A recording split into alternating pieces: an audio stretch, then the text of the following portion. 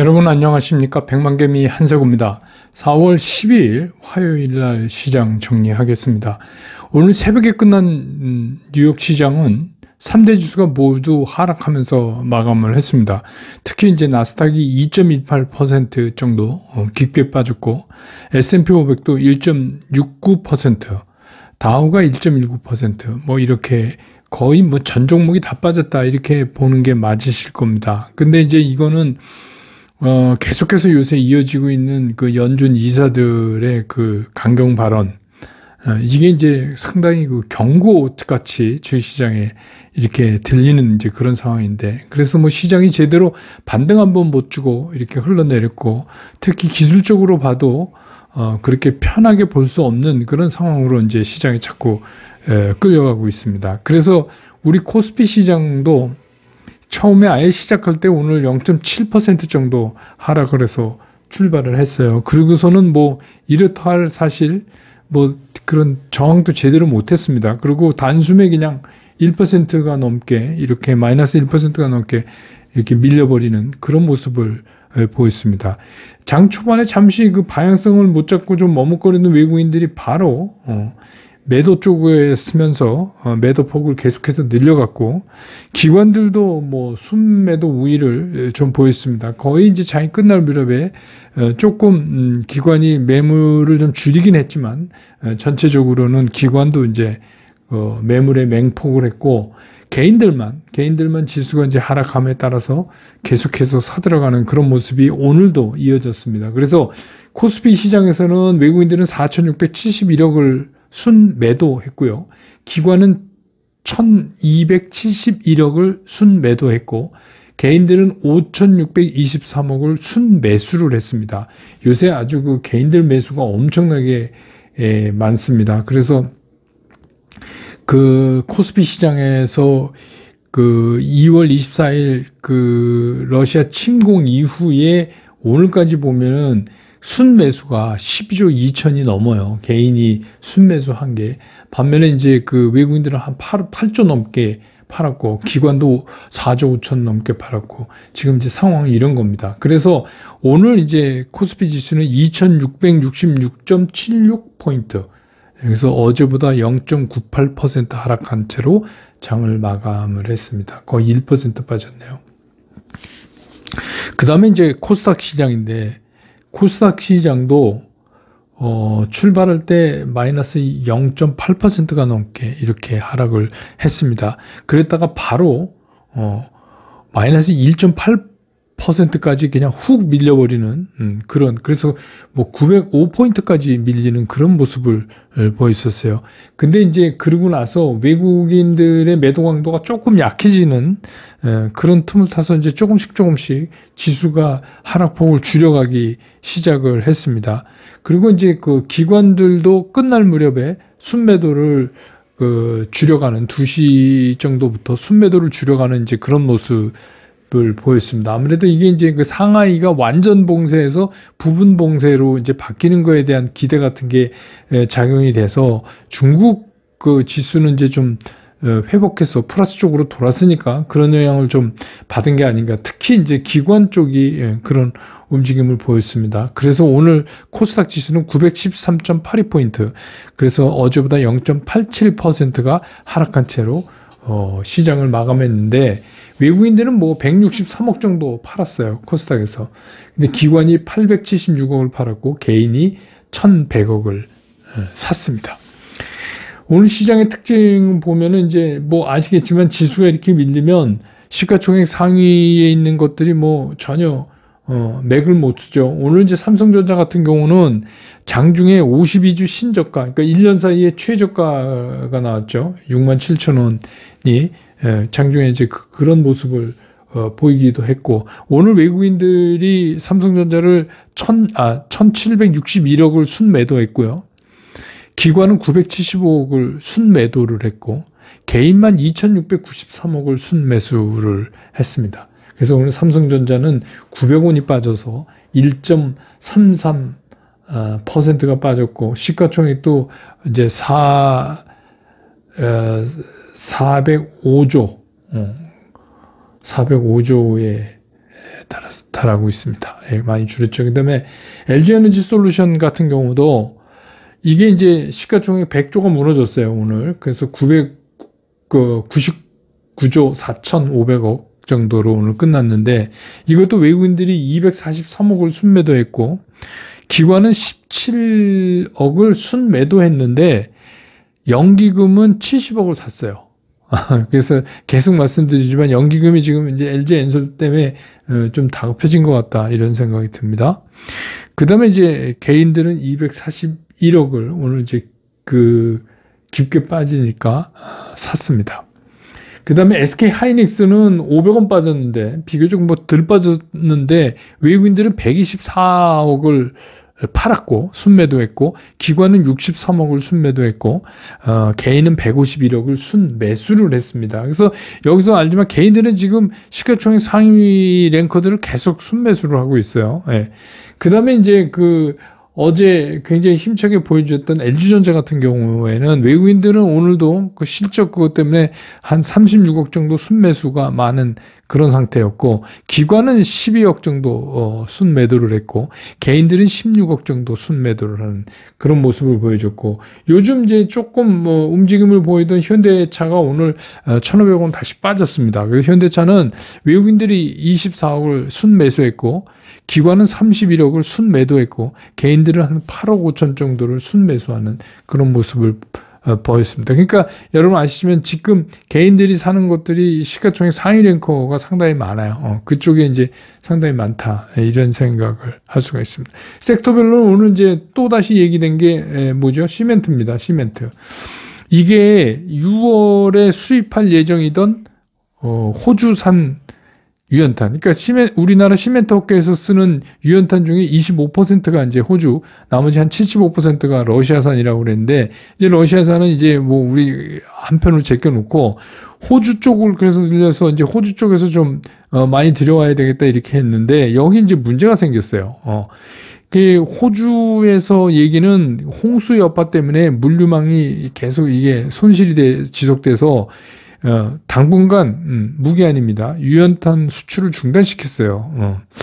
그래서 이게 진짜 홍수 때문인지 이런 생각도 들고, 홍수 때문이라고 그래야죠.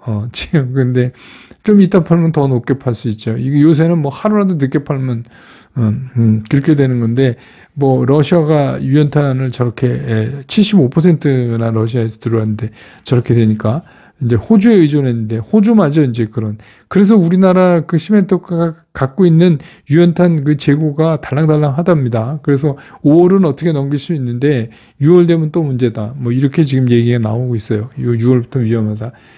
그래서 이제 시멘트 업계가, 근데 이것도 길어지면 시멘트 업계의 주식이 그냥 계속 오를 일만도 아니에요. 천천히 생각하면. 근데 일단은 요새는 그 원재료 값에 문제가 생기거나 공급망에 문제가 생기면 해당되는 주식은 일단 오릅니다, 요새는. 그 다음에 이제 또 이게 우리가 뭐 예측해서 많이 얘기했던 조선, 특히 이제 LNG선 쪽, 그 LNG선에 들어가는 기자재 회사, 뭐 이런 것들이 오늘 좀 움직였는데, 이게 뭐 국내 조선뿐만 아니라 특히 이제 그 LNG선 중심으로 해서 우리나라가 이제 수주도 많이 받고, 또 선가가 계속 올라가는데, 이건 뭐 당연하죠. 여기저기서 이제 난리치니까 당연히 선가가 올라갑니다.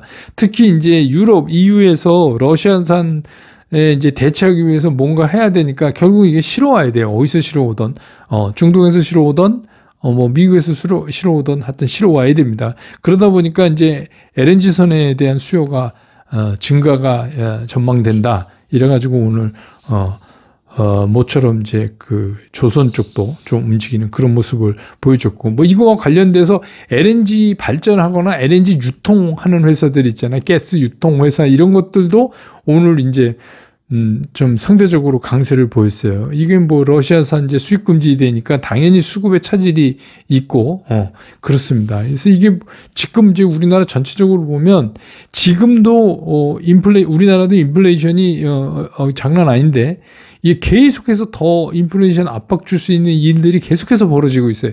그래서 진짜 지금은 아무것도 아닌 거 아닌가, 이런 생각이 들 정도로 그렇습니다. 그래서 이제 새롭게 출범하는 신정부도 굉장히 부담이 되겠죠. 왜냐하면 이게 국민 삶이 팍팍해지면 그 다음에 뭐 아무것도 없습니다. 그게 안 되면. 예. 그렇습니다. 그래서, 시장 얘기 이어가겠습니다.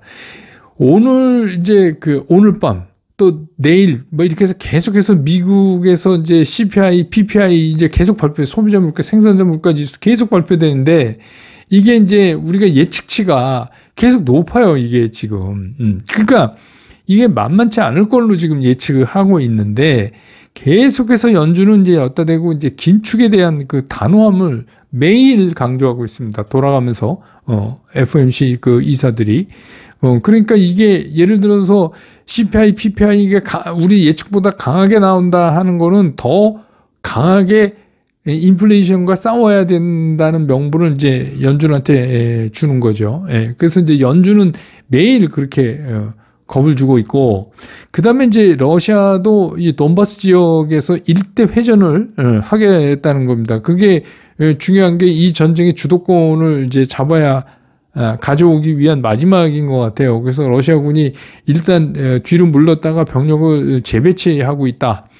아직 공격은 시작 안 했는데, 그럼 이제 이런 뉴스들이 이제 자꾸 들어오는데, 그럼 누가 봐도 뻔한 거죠. 돈바스까지 제대로 못하면은 러시아가 여태까지 괜한 짓 한 거죠. 그러니까 여기서는 굉장히 러시아도 죽기 살기로 이걸 할 것 같은데, 그러면 이제 이 얘기가 무슨 얘기냐, 이게 주식시장에 별로 좋은 얘기가 아니잖아요. 그래서 이제 그런 거. 근데 이제 조금 그나마 다행인 건 상하이 지역의 일부 봉쇄가 이제 이렇게 해제됐다. 43%인가요? 이렇게 해제됐다. 이렇게 얘기하는데, 이제 이게 바로 물류 대란을 해결시킨다. 이렇게 볼 수는 없지만, 그래도 어쨌든 간 봉쇄가 풀다 보면 그쪽 지역에 있는 공장이 가동도 할 수 있는 거고, 이렇게 되지 않겠어요? 그러니까, 어쨌든 간, 이거는 그냥 나쁜 소식은 아닙니다. 그럼 결정적으로, 시장에 큰 힘을 줄 수는 없지만, 그래도 좋은 쪽 방향으로 가고 있다. 그렇게 이제 보여지는 거고. 어제 이제 연준에, 요새는 이거 하도 우리가 이 긴축에 대해서 신경을 쓰다 보니까, 연준에 있는 그 이사들 이름을 다 알아야 돼요. 근데, 크리스토퍼 월러라고, 이 사람도 자주 이런 거 얘기하는 사람입니다. 이 사람이 이제 어제 발언을 통해서, 이렇게 어떠한 경우가 와도 이 강력한 긴축은 흔들림 없이 이렇게 진행해야 한다. 이렇게 이제 강조하고, 요런 얘기를 했어요. 인플레이션과 강력하게 맞서서 싸우다 보면 우리 흔한 얘기로 사이드 이펙트 있잖아요. 부작용. 부작용은 우리가 피해갈 수가 없다. 그러니까 요 얘기가 무슨 얘기냐면, 인플레이션하고 우리가 싸워야 되는데 그걸 하다가 부작용으로 발생할 수 있는 게 뭐예요? 경기 침체죠. 서로 그게 부작용이 좀 온다 하더라도 우리는 이거를 멈출 수가 없다. 이 얘기를 하는 거예요. 그래서 이런 이제 금리 경제 정책 전반에 대해서는 이 맞춤 정책이라는 게 있을 수가 없다. 그러니까 뭐냐면 이쪽도 좋고 저쪽도 좋고 모든 게 해피하게 끝나는 정책은 없다. 그러니까 우리가 그동안 이렇게 많이 풀어놨던 돈, 또 러시아 우크라이나 문제 때문에 지금 튀어 오르고 있는 이 강력한 인플레이션을 잡기 위해서 우리가 뭔가 금리를 세게 빠르게 올리고 그 다음에 긴축도 빠르게 하고 하면은 뭔가 부작용이 있을 텐데 그 부작용은 우리가 피해갈 수가 없다. 감수해야 된다. 그 얘기는 뭐냐면 각오하라. 그러니까 쉽게 얘기하면 주가 빠진다고 징징대지 마라. 이 얘기예요. 그러니까 아예 그냥 우리가 흔한 말로 풀어서 얘기하면 그거 야 인플레이션 잡아야지. 그런데 주가 좀 빠진다고 징징대지 마라. 이 얘기를 하고 있는 거예요. 근데 이게 이제 그러니까 시장이 잔뜩 겁을 먹었어요. 어제 이게 엄포 같이 들리고 경고 같이 들리지만 또 가만히 생각해 보면 그럼 연준이 뭘 해야 되겠어요? 여러분 어떻게 생각해요? 이게 마치 우리 이제 어렸을 때 엉덩이에 주사 맞으면 어른도 그렇지만 이 간호사분들이 어떻게 해요? 탁탁 이렇게 차삭차삭 때리고 탁 하고 바늘이 들어오잖아요. 그거 터스터스 왜 때려요? 그게 충격을 좀 완화시키려고 하는 거잖아요. 야, 이제 진짜 바늘을 꽂을 거야. 이게 탁탁 하면서 팍 하고 들어오는 순간 이렇게 해서 맞는 거잖아요. 마치 지금 이제 보면 연준이 이런 거를 하고 있는 것 같다는 생각이 저는 드는 거예요. 그러니까 지금 이렇게 얼핏 보면 이거 야 무서워. 뭐 부작용 당연한 거야. 각오해. 징징대지 마. 주가 빠질 수도 있어. 이렇게 얘기하고 있는 거지만 사실은 그런 찰싹찰싹을 통해 갖고 다음 달에 이제 드디어 뚜껑이 열릴 본격적인 긴축에 대한 충격을 어느 정도 좀 완화시키려고 하는 거 아니냐 하는 생각도 우리가 해볼 수가 있어요. 왜냐하면 경제가 그러니까 뭐 무작대기로 뭐 부작용 난 모르겠어 이럴 수는 없는 거 아니에요. 이거 굉장히 중요한 일이니까. 그래서 그리고 또 뭐 인플레는 잡았는데 경기가 침체 고꾸라지면 뭐 또 연준이 뭐가 잘한 거겠어요. 그러니까 사실은 제일 좋은 거는 경기도 어떻게 쓰든지 연착륙을 시키면서 인플레이션도 자꾸 이러면 뭐 최고죠. 근데 그게 쉽지는 않을 거다. 그런 얘기를 지금 하고 있는 거예요.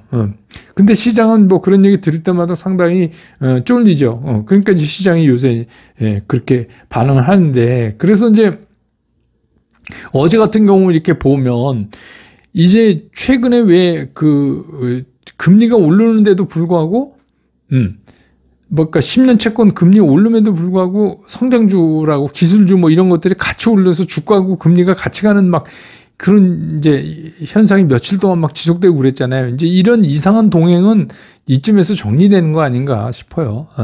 그거는 이제 좀 잘 안 일어나는 일이 순간적으로 일어났어요. 역시 성장주다 뭐 어쩌고 그러면서. 그런데 어쨌든 금리가 오르면 미국 시장의 경우 기술성장주가 아무래도 좀 타격을 입죠. 그리고 뭐 채권 시장도 우리가 이제 맨날 주식 얘기만 하니까 그렇지만 채권 쪽에서 투자하는 사람들도 그런 자금들도 엄청 많잖아요. 그런데 지금 채권 금리가 저렇게 튀어올랐으니까 거기도 제정신 못 차리는 사람 많을 겁니다. 이게 말도 안 되잖아요. 채권 금리가 튀었다는 얘기는 채권 값이 폭락했다는 얘기가 똑같은 거잖아요. 그러니까 거기도 지금 장난이 아니에요. 그러니까 지금 이게 전부 금융시장이 굉장히 연준에 대해서 또 그냥 치솟아 오르는 이 금리에 대해서 굉장히 지금 불안해하고 있는 거죠. 그러니까 이게 왜 그러냐면 이게 처음이라 그래요. 제가 말씀드린 첫 번 맞는 매기 때문에 이제 시장이 전부 이런 거죠. 그러면 이제 우리가 여기서 생각해볼게요. 야, 이건 뭐 어제도 그렇고 뭐 계속 얘기 들어보니까 야, 이건 뭐 주식시장 끝난 것 같은데 그럼 지금 다 팔고 떠나야 되냐 이게 이제 궁금한 거 아니에요. 어제 댓글 보니까 뭐 여러분들이 비슷하게 쓰였는데 저는 이제 답부터 말씀드리면 아닙니다. 아니에요. 다 팔고 떠나는 거 아니에요. 왜 그러냐면 지금 팔면은 대부분이 물려있는데 팔면은 손해를 확정 짓는 거예요. 안 팔면 손해 아니다. 제가 이제 그런 말씀 가끔 드리잖아요. 그래서 그런 거 하나. 또 하나는 뭐냐면 지금 떠나면 손해만 인정하고 못 돌아와요. 제가 몇십 년 동안 투자하는 분들을 많이 이렇게 경험으로는 지금 떠나면 못 돌아온다. 그리고 서로 돌아와도 엉뚱한 시기에 돌아와서 엉뚱한 짓을 한다. 그러니까 지금은 그냥 버텨야 된다는 거예요. 어떤 각오로? 죽을 각오로. 이거 말은 쉬운데 이 진짜 매일매일 주가 빠지는 거 이렇게 확인하면 진짜 이 피말르죠.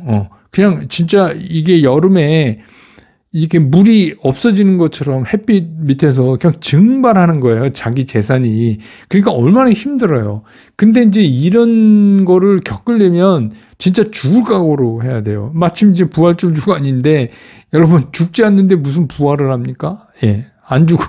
안 죽고 그냥 도망가면 무슨 부활을 해요. 그러니까 그런 생각을 여러분 한번 해보세요. 죽기로 난 버틴다. 그렇게 해야 돼요.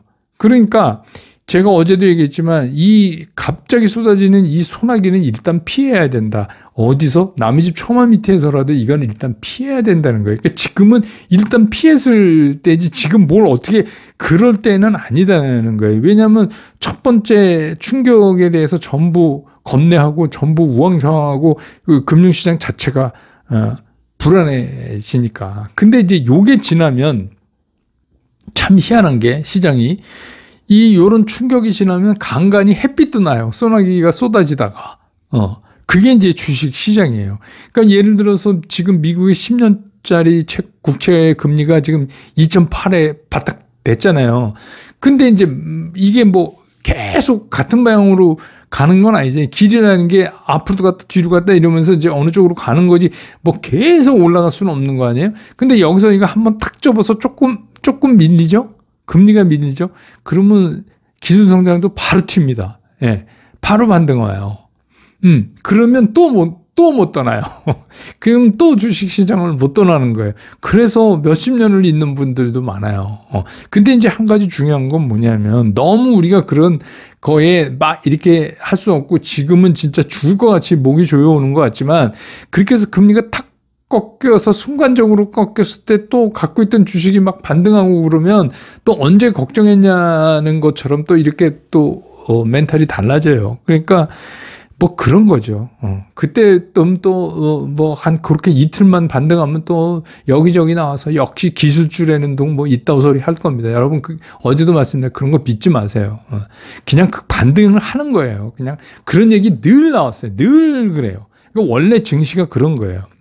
그래서 제가 말씀드린 어쨌든 간 긴축을 세게 하다 보면은 이게 무슨 시장에 좋을 수가 없죠. 저 PBR주라고 그래서 조금 나중에 죽는 거지, 마찬가지예요. 그러니까 그 전체적인 이 물을 지금 빼고 있잖아요. 물을 빼고 있는데 뭐 누군 좀 낫고 뭐 이게 의미가 없어요. 이런 시장에서는 그냥 우량주라고 생각이 들면 강력하게 버티는 거 이것뿐이 방법이 없어요. 다만 이제 제가 걱정되는 건 있어요. 뭐냐면 지금 신용이 많이 늘었어요. 그러니까 러시아가 우크라이나 침공한 이후로 신용이 늘었어요. 그 여러분 뭐예요? 그러니까 이게 조금 불안해. 이게 신용은 못 버텨요, 이거. 근데 이제 과거에도 보면 이런 시장의 금리 쇼크 있잖아요. 이제 경기 이런 거 말고 금리 쇼크, 긴축할 때의 금리 쇼크는 대개 한 6개월쯤 지나면 다 없어져요. 시장이 왜 그러냐면 굉장히 거기에 익숙해지는 거예요. 만약에 그런 식으로 얘기하면 예전에 우리가 70년대에 어떻게 30%가 넘는 막 회수치 금리가 그러면 시절을 어떻게 살았겠어요. 그러니까 이게 금리도 마치 그런 거예요. 그러니까 우리가 이 코로나 때 마스크도 처음에 얼마나 답답했어요. 근데 지금은 뭐 습관적으로 쓰고 있는지도 까먹을 때도 있잖아요. 뭐 그런 겁니다. 이제 예를 들자면 그러니까 좋은 쇼크는 아니지만 이 쇼크도 시장이 진정돼요. 근데 물론 이제 그 시장이 이 쇼크에 진정되려면 주가는 많이 가라앉아 있겠죠. 근데 이제 지금 보면 주가는 그런 거에 대한 하방 경직선은 어느 정도 확보했기 때문에 여기서 뭐 엄청나게 폭락을 하거나 이러지는 않을 것 같아요. 근데 다만 이제 그런 이제 빚으로 산 것들이나 뭐 이런 것들이 이제 정리되고 그러면서 이 금리 쇼크가 좀 가라앉으면 시장은 또 다시 뜹니다. 그러니까 늘 그랬어요. 그래서 오늘 이제 말씀드리고 싶은 거는 어쨌든 간 금리 이렇게 해서 연준이 대단하게 한다니까 겁나고 그렇죠. 그렇지만 그렇다고 해서 우리가 필요 이상으로 공포를 가질 이유는 없다. 또 이거 공포 얘기하면 또 며칠 지나면 여기저기서 전부 또 공포 얘기만 해요. 근데 주식시장 원래 그렇지 않아요. 늘 그냥 그런 겁니다. 그랬다 말았다 그러는 거예요. 그래서 사실은 주가 하락보다 더 무서운 게 뭐냐면 주식시장에 대한 공포예요. 아니, 그 주가 하락하면 제가 말씀드린 그냥 버티면 되죠. 안 팔면 손해 아닌데. 근데 문제는 뭐냐면 이 조여오는 공포. 근데 이 공포를 가지실 필요가 없어요. 공포를 가지시려면 벌써 했어야죠. 지금은 아니에요. 지금은 이제 이걸 어떻게 우리가 좀 익숙하게 해줘서 어떻게 빠져나가냐를 생각을 하고 제가 말씀드렸지만 뭐 러시아 우크라이나 전쟁도 끝내긴 끝내지 언제까지가 저러겠어요. 그러니까 우리가 생각했던 것보다 조금 늦어질 뿐이지 그렇게 진짜 앞도 안 보일 정도로 암담한 거는 또 아니다. 이렇게 생각하는 게 멘탈 관리에 좋으실 거예요. 어차피 이 시기는 누구든 지나가야 되는 시기니까 그렇게 생각하시는 게 어떨까 싶습니다. 또 내일 시장 끝난 다음에 다시 여러분 곁으로 돌아오겠습니다. 여러분 고맙습니다.